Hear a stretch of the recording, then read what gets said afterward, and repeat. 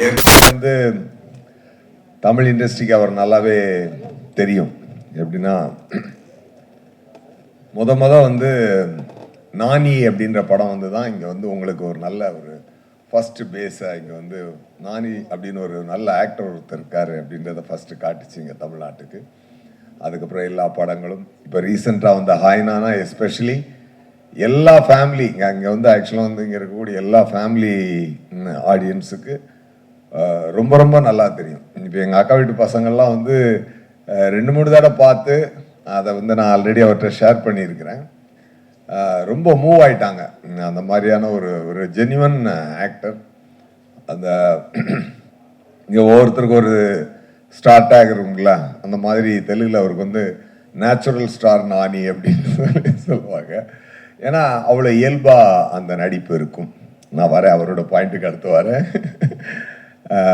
நம்ம மெழுகு டாலு நம்ம பிரியங்கா மோகன் அவங்க சொன்ன மாதிரி இது வந்து எனக்கு அவங்களோட 2வது படம். நானி சாருடையும் அவங்களுக்கு 2வது படம். அப்புறம் நான் மான்ஸ்டர்னு ஒரு படம் பண்ணேன், ட்ரீம் வாரியர். அதில் வந்து இவங்க அருவி பண்ணியிருந்தாங்க. கமல் சாரோட பண்ணப்போ உங்களை பற்றியெல்லாம் பேசிகிட்டு இருந்தோம். நீங்கள் திருப்பி ஒரு ரவுண்டு வர்றது வந்து எங்களுக்கு வந்து ரொம்ப ரொம்ப சந்தோஷம். ஓகே, ரொம்ப யூஎஸ்லேருந்து திருப்பி இங்கே வந்து வெரி ஹேப்பனிங். அது ஒரு டைம் இருக்குங்க, அந்த டைம் வந்துருச்சுனாலே எல்லாமே அந்த ஒரு ஹேப்பனிங் ஃபிலிம்ஸில் வந்து பிளேஸ்மெண்ட் வந்து உட்காந்துரும். அதனால் உங்களுக்கு அந்த ரவுண்டு திருப்பி ஸ்டார்ட் ஆகிருக்கு. All the best madam. ரொம்ப சந்தோஷம். டைரக்டர் விவேக் ஆத்ரேயா அவர் வந்து தெலுங்கு ஆள்னாலும் அவர் பக்கா ஒரு தமிழ் டைரக்டர் தான். என்னன்னா அவர் வந்து ஒர்க் பண்ணது எல்லாமே, படித்தது ஒர்க் பண்ணது எல்லாமே நம்ம ஓஎம்ஆர் இதுதான். சென்னை வாசியாக தான் வாழ்ந்தார். ஸோ அதனால தான் அவருக்கு எப்பொழுதுமே தமிழ் மேலேயும் தமிழ் மக்கள் மேலேயும் ரொம்ப அவர் டேஸ்ட் வந்து ரொம்ப ரொம்ப பக்கத்தில் இருக்கும். அதனால தான் இந்த படத்தில் எஸ் ஜே சூர்யா, அதனால தான் பிரியங்கா மோகன், அதனால தான் மேடம், அதனால தான் இவங்க நானி சார் தவிர இங்கே இருக்க எல்லாருமே இப்போ தமிழ் ஆர்டிஸ்ட். நானி சாரும் ஆஃப் தமிழ் ஆர்டிஸ்ட். டெஃபினட்டாக அந்த மாதிரியான ஒரு நல்ல டைரக்டர். அந்த டைரக்டரை வந்து இன்ட்ரடியூஸ் பண்ணது யார் அப்படின்னு சொல்லி பார்த்தீங்கன்னா நானி சார் தான்.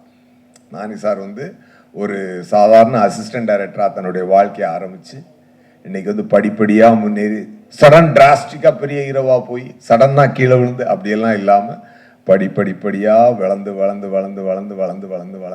இன்னைக்கு நல்ல ஒரு பெரிய ஹீரோவாக தெலுங்குல ஒரு நல்ல மரியாதையும் ஒரு அன்பும் சம்பாதிச்சு வச்சிருக்கக்கூடிய ஒரு பெரிய ஸ்டார். இங்கே தமிழ்நாட்டிலையும் அந்த அன்பையும் மரியாதையும் அளவு கடந்து வளர்த்துக்கிட்டு வராரு. டெஃபினட்டாக சார், நாங்கள் தமிழில் சொல்லுவோம் வந்தவரை வாழ வைக்கும் தமிழ்நாடு அப்படின்னு சொல்லுவோம். டெஃபினட்டாக நானி சாருக்கு எப்பவுமே உங்களை மனசில் வச்சு வாழ்த்துவாங்க சார். டெஃபினட்டாக that very kind man you are. அந்த கைண்ட் ஹார்ட்டுக்கு என்றைக்குமே வந்து ஒரு இது இருக்கும். எஸ் ஜே சூர்யா ஒரு படத்துக்குள்ளே போகிறான் அப்படின்னா அது அஃப்கோர்ஸ் எல்லாருக்கும் பணம் வேணும். அது பணத்துக்காக மட்டும் இருக்காது அப்படின்றது எனக்கு ஒன்று. அதை மீறி இறைவனும் கரெக்டாக நல்ல படங்களாக எனக்கு பிளஸ் பண்ணிட்டு வரான். இப்போ பார்த்தீங்கன்னா இப்போ ராயன் ரீசெண்டாக வந்து நல்ல ஒரு மிகப்பெரிய வெற்றியை கொடுத்தது. ரொம்ப சந்தோஷமாக இருந்துச்சு. அதில் வந்து ஒரு டிஃப்ரெண்ட் பர்ஃபார்மன்ஸ் வந்ததா எல்லாருமே என்னை பாராட்டினாங்க. டெஃபினட்டாக I want to thank Dhanush sir once again for that. ராயனை தொடர்ந்து இப்போதான் ராயன் ரிலீஸு, அப்படியே இப்போ சனிவாரம் ரிலீஸு. டெஃபினட்டாக இதுவும் ஒரு மிகப்பெரிய வெற்றியாக இருக்கும். ராயனோட கம்பேர் பண்ணி எதுக்கு சொல்கிறேன்னு சொன்னால் ஒரு வித்தியாசமான திரைக்கதை. எல்லாரும் வண்டியை ஒரு பக்கமாக ஓட்டிக்கிட்டு இருக்கும்போது தனுஷார் வந்து அந்த ஹீரோயிசம் ஏரியாவை பிரேக் பண்ணி ஒரு டிஃப்ரெண்ட் ஸ்க்ரீன் பிளே ஒன்றை வந்து அவர் கொண்டு வந்தார் இல்லையா. அந்த மாதிரி விவேக் ஆத்ரேயா வந்து ஒரு டிஃப்ரெண்டான ஸ்க்ரீன் பிளேயை ரொம்ப அழகாக இதில் வந்து ப்ரெசென்ட் பண்ணியிருக்கார். அந்த கதை தான் எனக்கு இந்த படத்தை நான் ஒத்துக்கிறதுக்கான மெயின் ஃபர்ஸ்ட் சோர்ஸ். அது என்ன அப்படின்னா, இது வரைக்கும் எத்தனையோ ஆக்ஷன் படங்கள் வந்திருக்குது.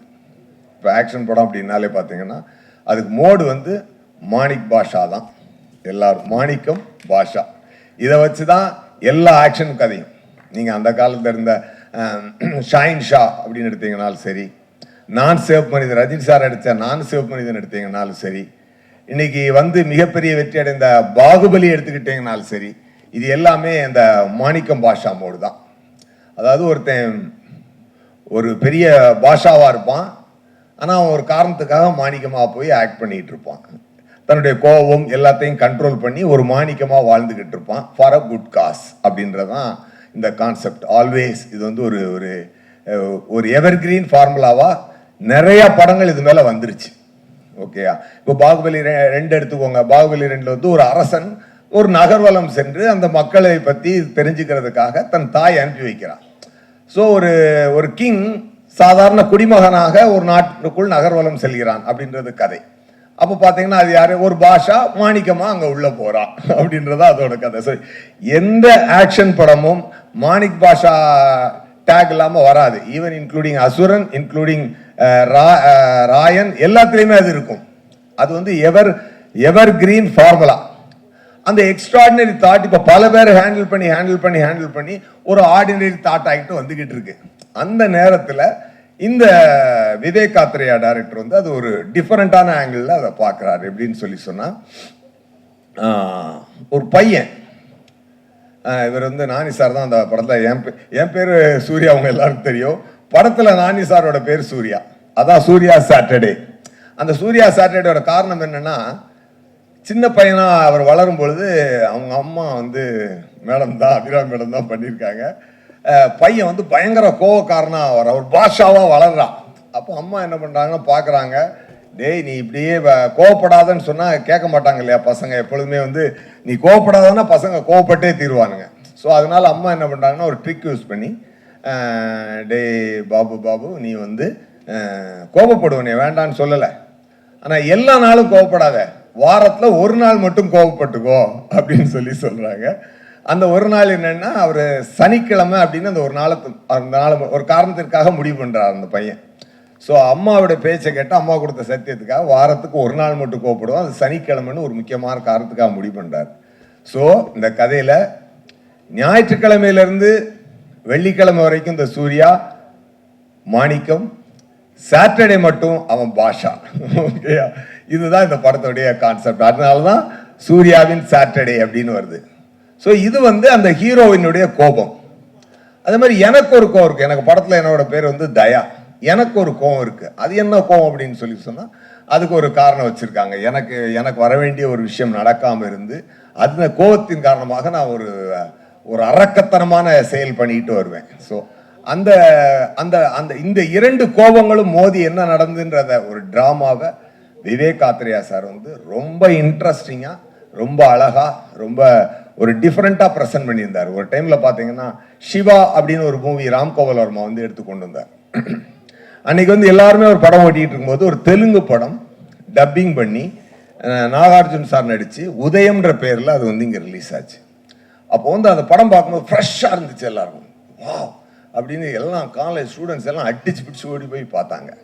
அப்படிப்பட்ட ஒரு நல்ல ஒரு attractive dramatised drama, entertaining drama இந்த விவேக் காத்ரேயா கொண்டு வந்திருக்காரு. அவரோட ரைட்டிங்லேயும் சரி, அவருடைய டைரக்ஷன்லேயும் சரி, ரொம்ப அழகாக அதை ப்ரெசென்ட் பண்ணியிருக்காரு. அது எனக்கு ரொம்ப பிடிச்சிருந்தது.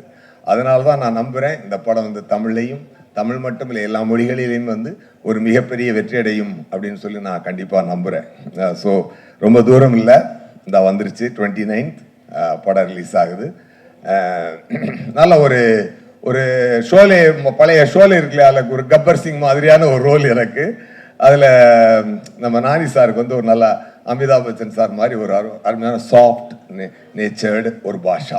சாஃப்ட் நேச்சர் பாஷானா அவர் வந்து அடி பின்னிட்டு அந்த மாதிரியான பாஷாவில் ஒரு சாஃப்ட் நேச்சரில் ஒரு கான்செப்டோட ரொம்ப அழகாக ஒரு டிஃப்ரெண்ட்டாக இந்த ஒரு ஆக்ஷன் படத்தை இவ்வளோ நாவல்ட்டியா, இவ்வளோ பொயட்டிக்கா, இவ்வளோ அழகா, இவ்வளோ என்டர்டெய்னிங்காக யாரும் சொல்ல முடியாது. அந்த அவ்வளோ அருமையாக சொல்லியிருக்கிறாரு விவேக் காத்ரேயா சார். டெஃபினட்டாக I thank Vivek Athreya garu for this great opportunity and for Nani garu for taking me in this project.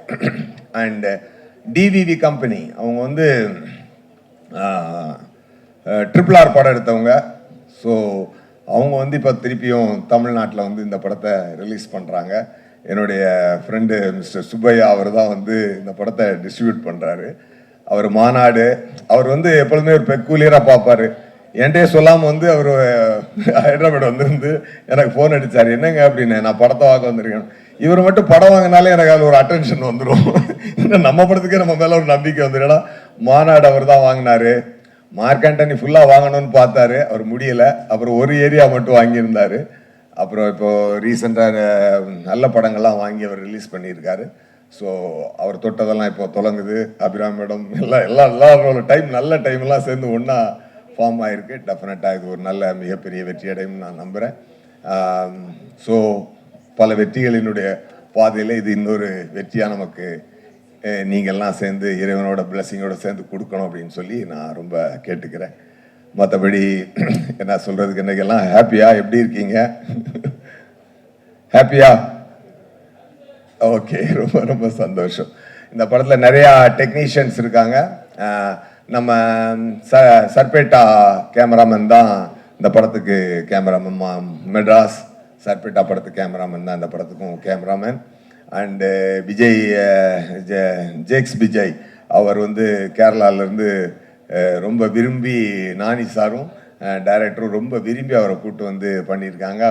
Has done a fantastic background score for this film. நல்லா எல்லா கோ ஆக்டர்ஸும் சரி, நிறைய ஆக்டர்ஸ் எல்லாருமே வந்து ரொம்ப அழகான பர்ஃபார்மன்ஸ், ரொம்ப டிஃப்ரெண்ட்டான இதாக வந்திருக்கு. ஒரு ஒரு ஒரு இந்த படம் வந்து நல்ல மக்கள் வந்து நல்லா விரும்பி பார்க்கக்கூடிய ஒரு படமாக இருக்கும். எல்லாருமா சந்தோஷமாக என்ஜாய் பண்ணி பாருங்கள். And once again Don combination Priyanka மோகன் அவங்க என் கூட நிறையா ஸ்க்ரீன் ஸ்பேஸ் ஷேர் பண்ணியிருக்காங்க. அப்படி முறைச்சி பார்க்கும்போதெல்லாம் பயந்து பார்க்குற மாதிரி பார்க்கணும். அந்த மாதிரி ரியாக்ஷன்லாம் ரொம்ப அவங்களுக்கு க்யூட்டாக வரும். ஸோ நான் அவங்கள ஒன்று சொல்லுவேன், இந்த மாதிரி ரேபிட் மாதிரி இருக்குங்க உங்கள் ரியாக்ஷன் அப்படின்னு சொல்லியிருக்கிறேன். ரொம்ப க்யூட்டாக பர்ஃபார்ம் பண்ணியிருக்காங்க. ரொம்ப ரொம்ப மற்றபடி எடிட்டர் எல்லாருமே ரொம்ப நல்லா ஒர்க் பண்ணியிருக்காங்க. ஸோ சந்தோஷமாக படத்தை பாருங்கள், ஒரு நல்ல வெற்றியை கொடுங்க. தொடர் வெற்றிகளில் திருப்பி பிளஸ் பண்ணிகிட்டு இருக்க இறைவனுக்கும் உங்களுக்கும் என்னை பெற்ற தாய் தந்தையருக்கும் நன்றியை நான் சொல்லிக்கிறேன். Thank you so much.